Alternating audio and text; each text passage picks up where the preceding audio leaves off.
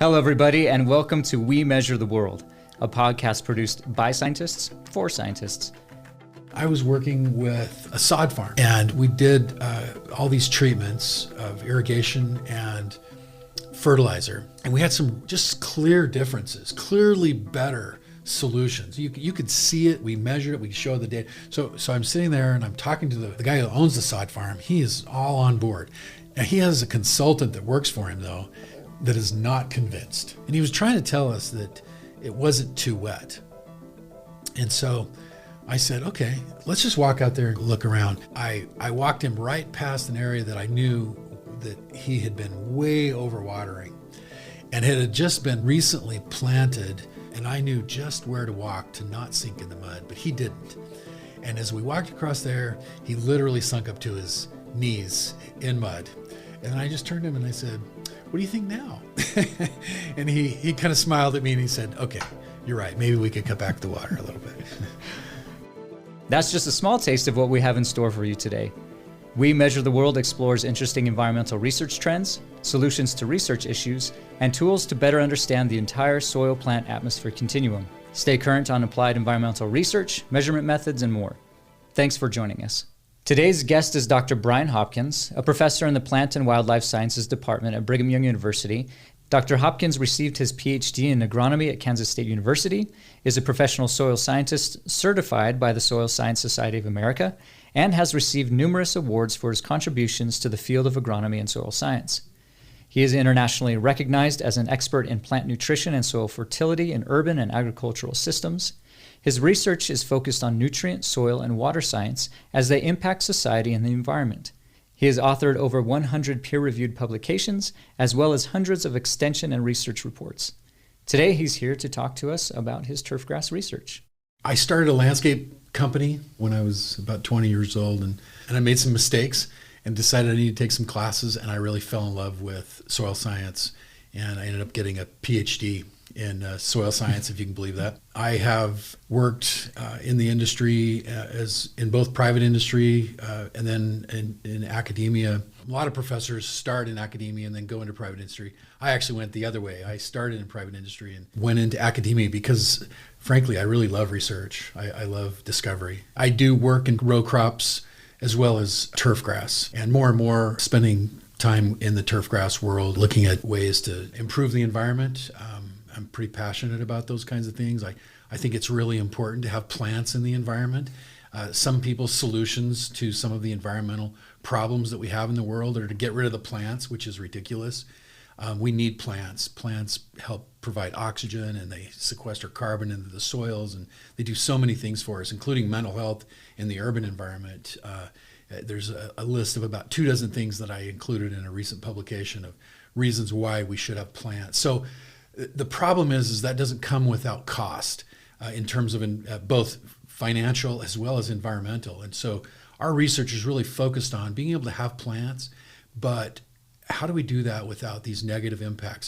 There's nutrient pollution issues in the world in terms of both water and air pollution. And there's also problems with water, especially here in the Western United States. We've got serious droughts, and we've got to learn how to do this more efficiently. I think we'll come back to that idea or the topic of droughts and mega droughts and other things later on in our discussion here.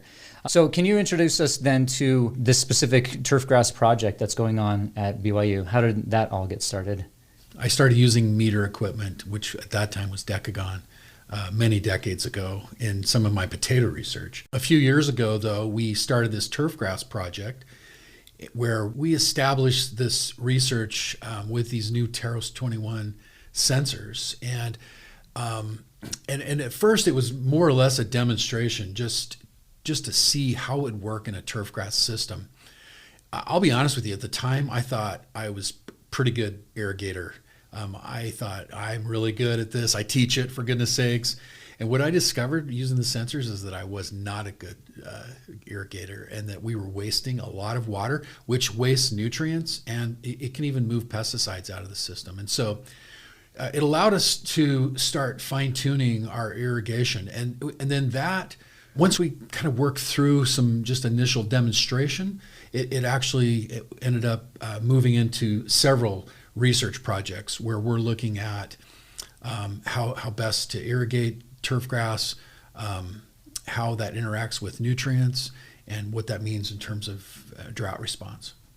So with this project, you talked about Terros 21 sensors, which measure water potential. Are there any other measurements that you're taking in these, or that you're focusing on in these projects? We are looking at a lot of measurements, probably a couple dozen measurements on each project. Everything from looking at various measures of soil moisture. We'll take gravimetric measurements in terms of water content, as well as we're using some sensors for water content. We've actually discovered that the combination of the water potential sensors with the water content sensors actually gives us some really valuable information that is extremely helpful in terms of making those irrigation decisions.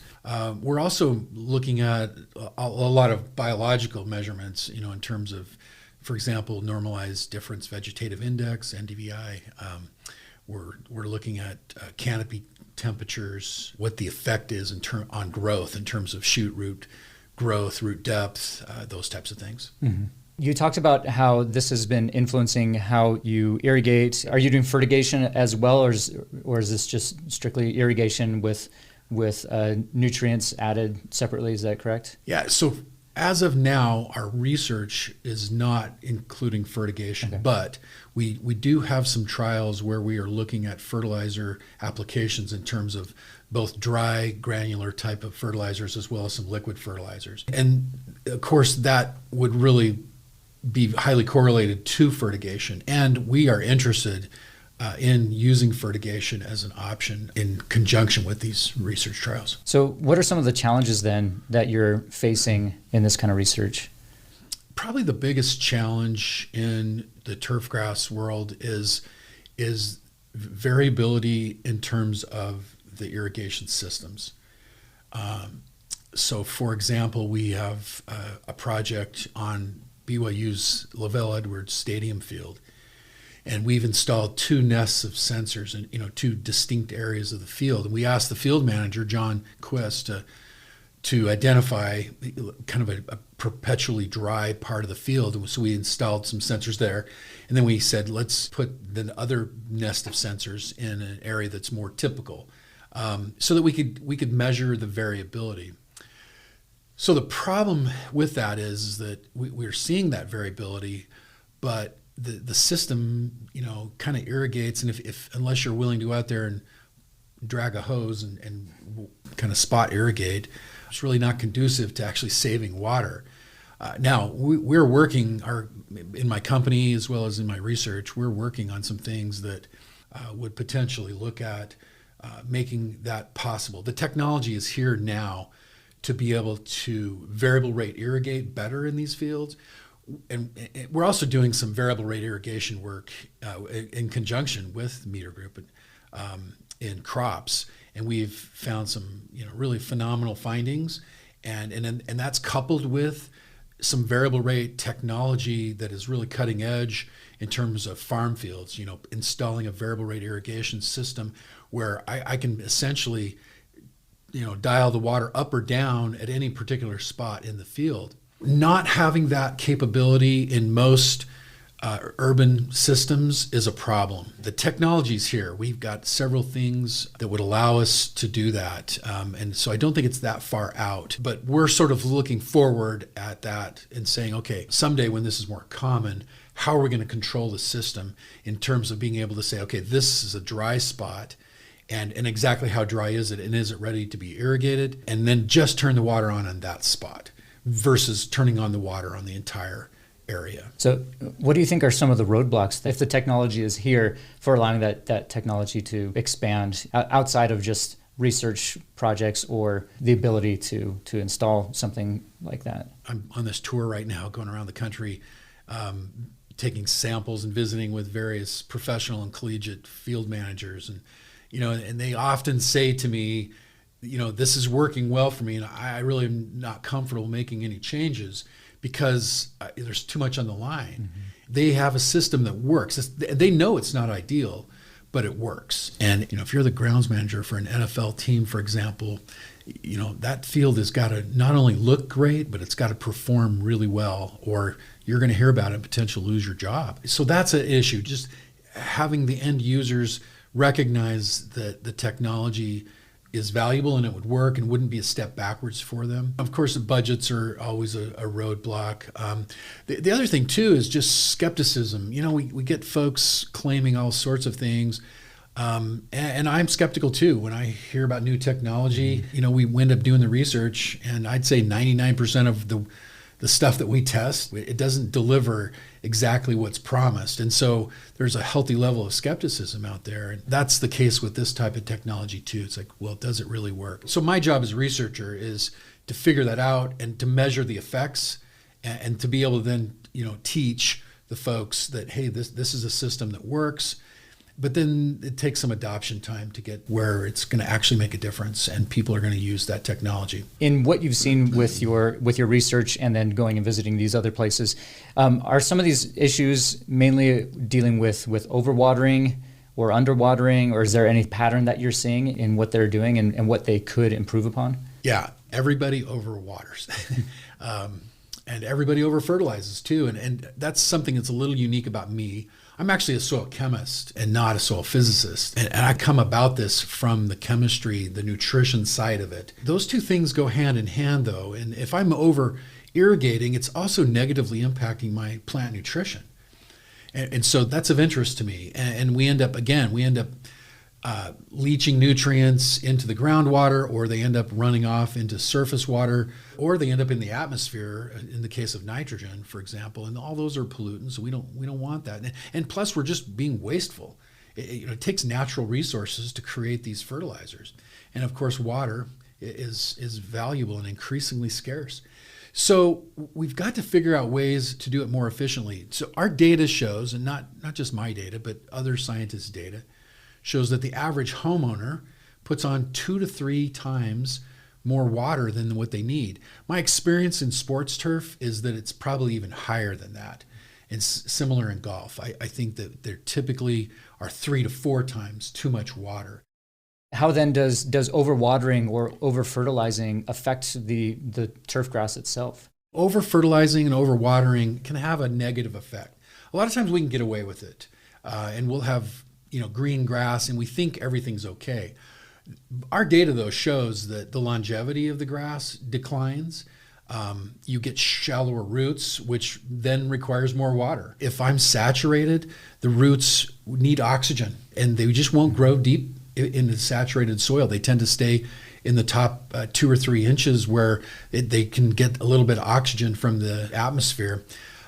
So that's a problem. It just feeds back into itself as that grass plant is trying to survive, and it just stays shallow. So it might be green, but then when it gets really hot, it's very susceptible. It's more likely to have some flashes of dormancy that occur in an area. We see it all the time in the middle of summer. You'll get a brown patch that develops.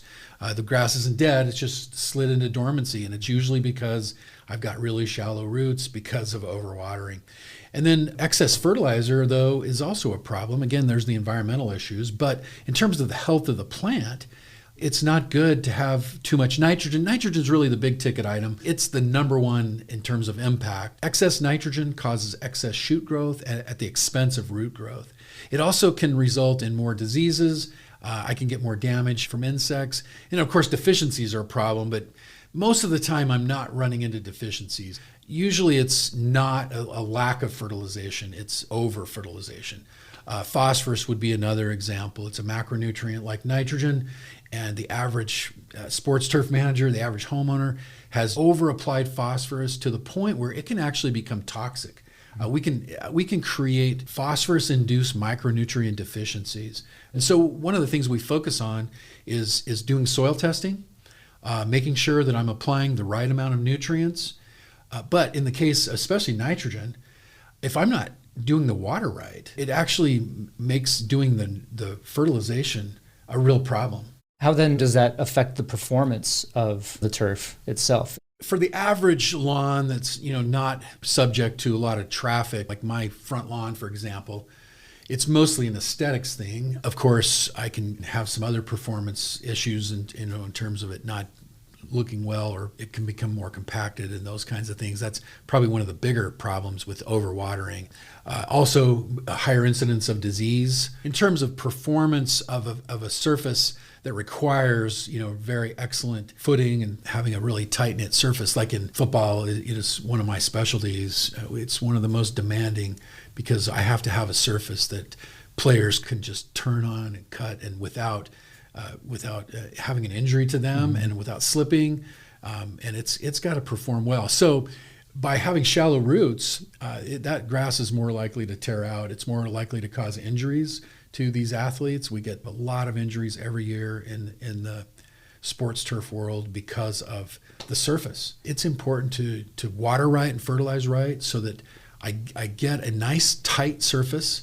I have a lot of plants per square foot, and also good rooting depth and knitted together so that it's stable.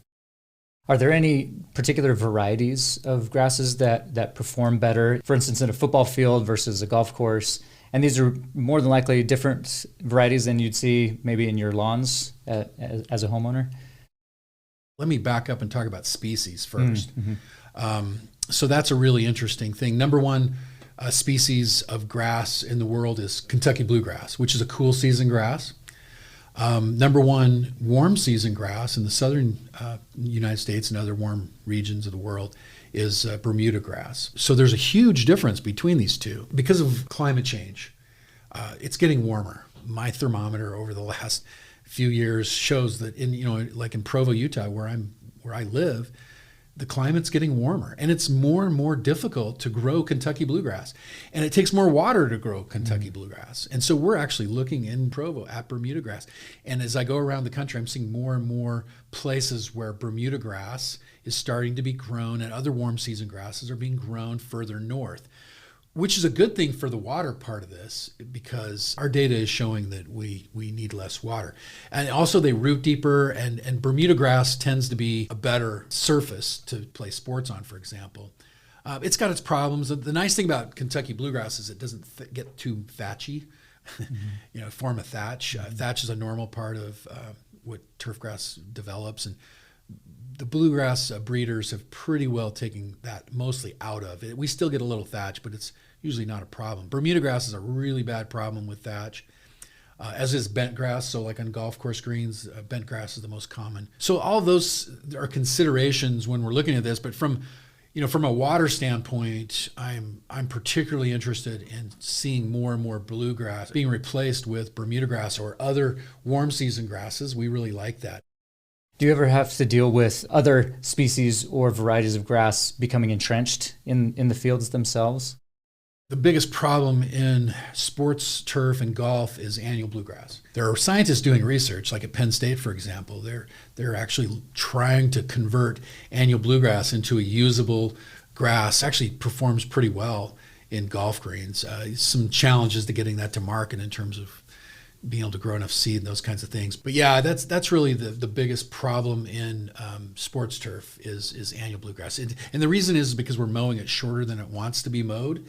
And annual bluegrass is opportunistic, and so it just becomes a problem. If you watch any kind of sports, you'll see these little patches of yellow out there, and that's annual bluegrass. In my yard, there's all kinds of grasses that will find their way in there. Crabgrass would be an example, or quackgrass, or even other, like sometimes we'll get bent grass, even though that's a desirable species on a golf green, I don't want bent grass in my yard. They become weeds, basically. Coming back to your research, what are some of the results that you're seeing, and what are the next steps that you're hoping to implement? My research partner, Dr. Neil Hansen, he's more of a soil physicist, so he has his kind of research goals. We have a long list of things that we'd like to do. I could summarize them in saying that using a combination of the water potential sensors with water content sensors help me better determine when I need to irrigate. It allows me to let a little bit of oxygen enter the root zone before I turn that irrigation system back on, which is going to make it a healthier grass. Where we're trying to go with this is getting to a point, and I'm going to steal an analogy from Colin Campbell. He talks about using a thermostat. So 100 years ago, how did you control the temperature in your house? I mean, everybody intuitively knows if it's cold or warm. And, so back then when you're heating with your fireplace or a coal furnace, you feel a little cold, you go throw a little more on. But how much you put on, how much coal do you put in the stove? And it wasn't really very sophisticated. So long story short, we've developed these sophisticated systems with a thermostat, and it knows, it's smart. It just says, hey, it's now cold, and I'm going to turn myself on and heat the room up a little bit. And then if I personally feel like, I just would like to be a little bit warmer, I can go bump it up a degree. So I still have control over the system. We are kind of today where we were 100 years ago with interior heating. Mm-hmm. Today in the turfgrass world, we're pretty archaic. We don't have that sophisticated of a system. Now we do have, sensors available, but nobody's really using them. Not very many. I mean, some are, but the average manager of turfgrass is not using that type of a system. Most of us have an automated sprinkler system, and most of the time it's set on a timer, but that's not good. And now we're getting smart controllers now, though, that we've done a bunch of research on in cooperation with Utah State, showing that they're pretty effective. If it's cooler or if it got a little rain, it'll delay turning on the system. So that's becoming pretty commonplace. But what's lacking is putting the sensor in, because those systems are kind of guessing based on what the weather is, and frankly, unless you have a weather station connected up to your system right at your place, it's looking at the average. Well, at my house, it might rain at my office and not rain at my home. And so putting a sensor in the soil, or maybe even a couple of nests of sensors in the soil, would help inform the system when to turn on or not. So that's really where we want to go. And then the step after that is even more calibrated to do the variable rate irrigation, is being able to sense dry spots in the landscape and just turn on the water in those places. If we did all that, we could easily use about a third of the water that we're currently using in the urban landscape. Mm-hmm. What are some, I guess, more practical applications for the layperson? Is it just simply, not watering as much or watering at certain times of the day? Do we all need to move to xeriscaping and that sort of thing? Yeah, I kind of hate xeriscaping. I love plants. I don't want to live in a concrete jungle. I go to places that I travel a lot, and I see places that don't have many plants in an urban landscape, and it's very ugly and it's hot. Plants help cool the environment, and there's 100 reasons why we want to have plants in the environment. I teach turfgrass science. I'm the turf guy at BYU, and yet I have less grass than anybody in my neighborhood because grass is actually a bit of a water hog. It's shallow rooted, it takes more water. So I have just kind of a minimum amount of grass. In fact, this last summer, I took out the parking strips that had grass in them in front of my house. Those are really narrow strips, like 4 feet wide. About a third of the water ends up on the sidewalk and running down the gutter. It's just incredibly wasteful, and it's not a usable space. So I took that out and I put in what I would call, instead of xeriscaping, I put in a water-wise landscape. I selected plants that were pretty drought tolerant, and I put in a drip irrigation system, and I'm using about 10% of the water that I was using before. And it's beautiful. It's a gorgeous, I've had tons of compliments on how awesome it looks. So doing those kinds of things makes sense. There are resources out there to help kind of cut back. So let's have plants in the landscape, but let's cut back maybe on the turf grass. I think it's really important, and usually it's pretty cheap, and a lot of communities are providing rebates to put in irrigation controllers that are smart controllers. I think that's really wise. That right there, and just stop irrigating every day. That's one of the things. Even if I'm growing on a pure sand, I'm probably not wanting to irrigate every day. I need to allow that to dry down a little bit. In some places I could go every 5 days, but I run into commonly people are irrigating every day. Whoever set the irrigation system up, set it up to irrigate every day. Sometimes they're irrigating 4 or 5 times a day. It's ridiculous.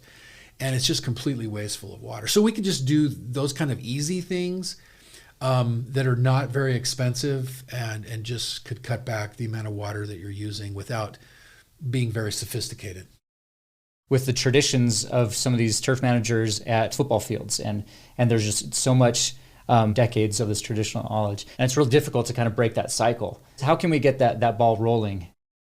That's a difficult thing. We're in this mega drought, and this year was particularly bad in Utah, for example. Our governor said, shut the water off, let your lawns go brown. And I don't agree. I think that's not the answer, because then it's going to be very expensive for me to go out there and reestablish my lawn. And it creates opportunities for weeds to take over. It lowers property values, but it's not smart to do that. Instead, let's just cut back.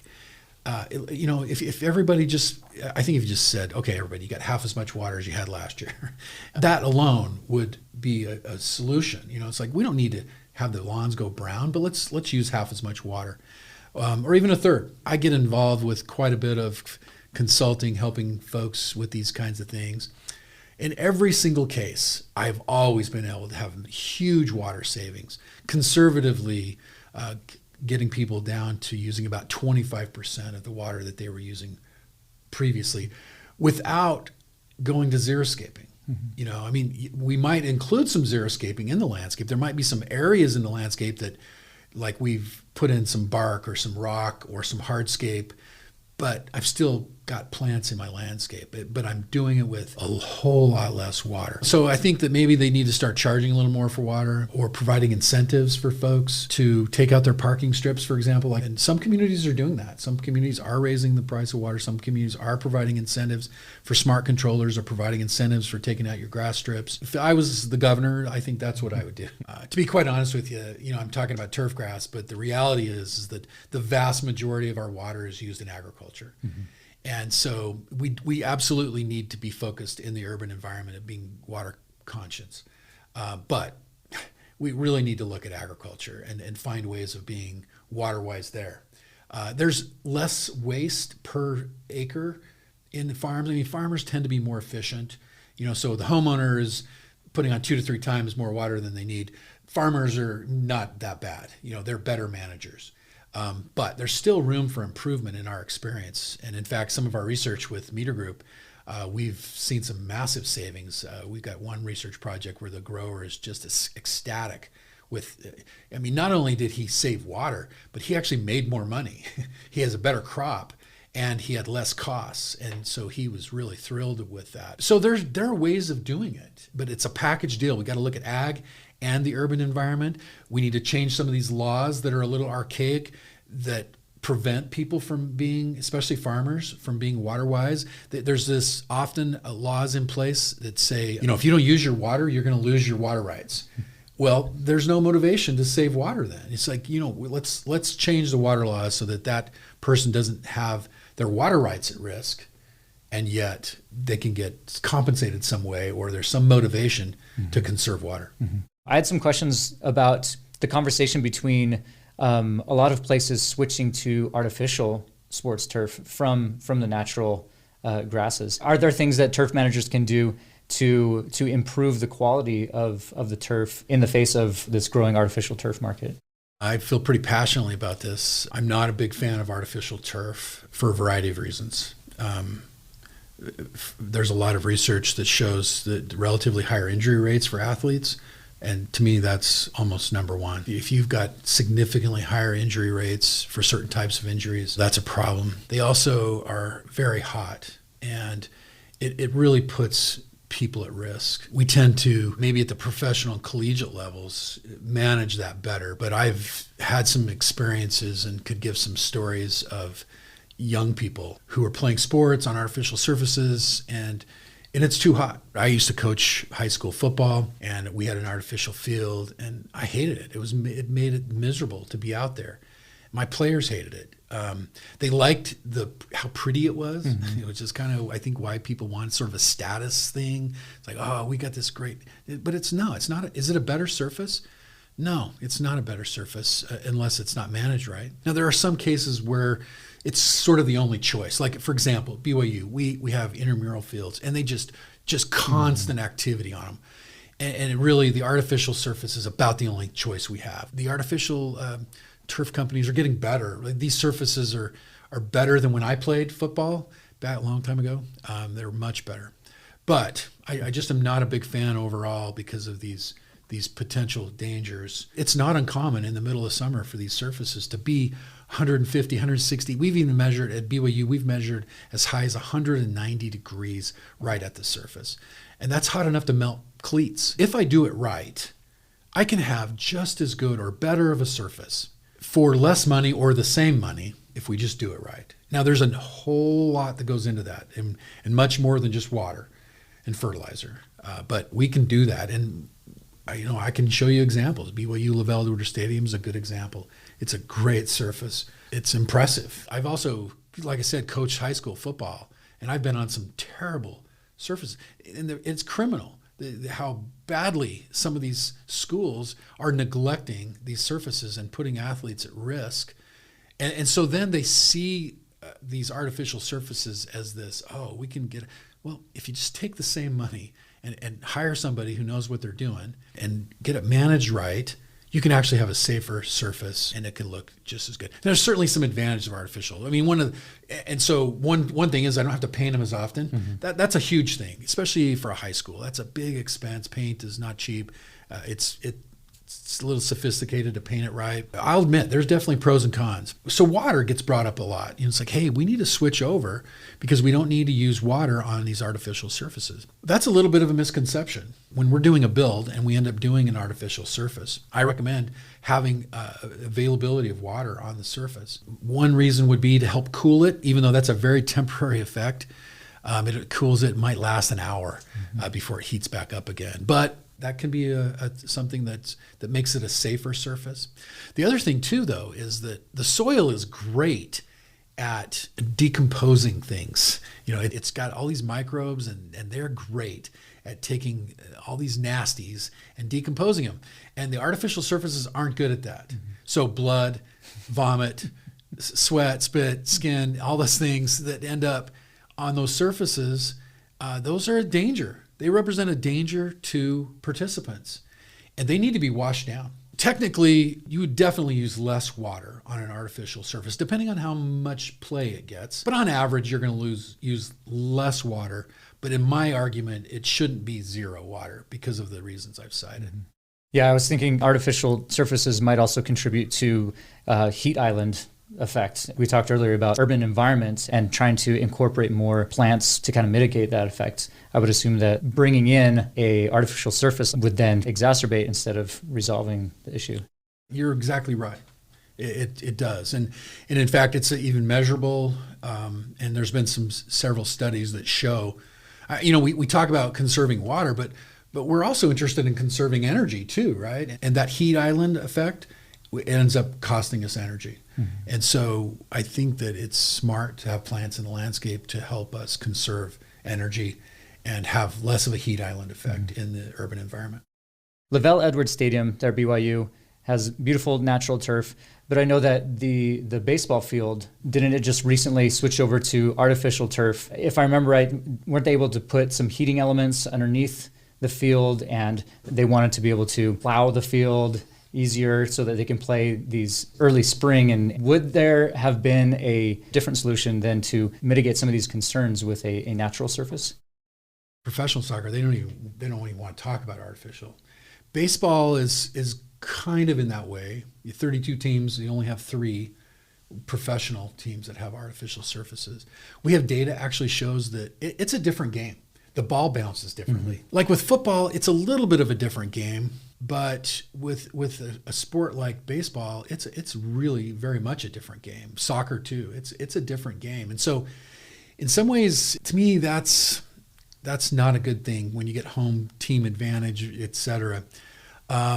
If you give me the same budget, I can get you on that field just as early as you can get on that field. We can do heating systems in artificial. We can do them in natural grass. There are several fields that have heating systems. Green Bay Packers, Chicago Bears, for example, have heating systems. Real Salt Lake in Utah, or closer to where I'm at, has a heating system that improves soil conditions. We can use grow blankets. There's a number of things that we can do. I really kind of question the wisdom of getting out there on that surface when it's really cold. Now, if you get a warm day in February, great, go out there and we can have that surface playable. A natural grass surface, it can be not muddy, it can be playable. The surface won't be hard if we put a heating system in it, even if it froze the 5 days prior. So we can do all that. We don't have to go artificial to be able to have a playable field. So I really reject that argument. I don't think, again, you give me the same budget, I'll give you the same or better field. I question a coach that is going to try to get out there and play when it's really cold. You're more likely to get injuries. It's not smart. You need to go play indoors. Now, if you get a really warm day, I can get you out there and you can play on a natural grass surface in February in Provo, Utah. But because like you said, you get snow. It doesn't matter whether it's artificial or whether it's natural. You still got to plow it off. And I can do that in either case. We do it all the time in both. And so that's not an issue. The really kind of the hardness of the soil, and we even play on dormant surfaces. Like, for example, this last week I was at the Philadelphia Eagles, and so Philadelphia is fairly far north and kind of a traditionally cool season area, but they actually have Bermuda grass. I talked about that earlier. They actually allow that Bermuda grass to go dormant, and they still play on it, and they don't see any drawback in terms of that. If I can get a Bermuda grass surface, even if it's dormant, I'm just going to still have great playability. You talked earlier about painting fields. Are there special paints that are used? And then are there any effects on the grass itself? We do use special paints. We use these biological paints that are specifically for this. They're generally not toxic. I mean, they don't have zero toxicity, but you don't go out there and go buy some paint from the hardware store because that'll kill your grass. But use these biological paints. But they do have negative effects. By covering the leaf, it essentially shuts down photosynthesis or slows it way down anyway. It also affects transpiration, evaporation.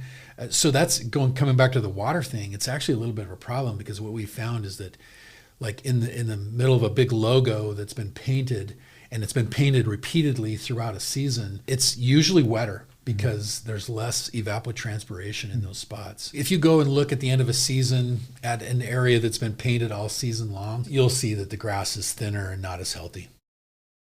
Is it stressful to be a turf grass, at least a turf grass that is in a kind of a high stakes sports field? Yeah, so in sports, turf and golf, you got two things that are really stressful for them at least. Number one is that they're mowed shorter than they want to be mowed. In golf, we do it to increase ball roll. We want ball speed, right? And so that's on golf greens and tee boxes, you're mowed shorter than you would normally be mowed. By doing that, by mowing it short, I am increasing the weed pressure. I'm also increasing the disease pressure. So for example, like my yard, I've never applied a fungicide until last year. I finally had to. I had a disease come in. Well-managed turf can kind of resist things that, sort of like us, right? If we're healthy, we're less likely to be susceptible to various things that come along that might infect us. In sports turf, they routinely, and golf as well, routinely have to be sprayed with fungicides because they are growing in such a stressful environment. All right, our time's up for today. Thank you so much, Dr. Hopkins, for taking time to share your research with us. As always, it's really interesting and exciting. And if you have any questions about this topic or want to hear more, feel free to contact us at metergroup.com or reach out to us on Twitter at meter_ENV. And you can also view the full transcript from today in the podcast description. That's all for now. Stay safe, and we'll catch you next time on We Measure the World.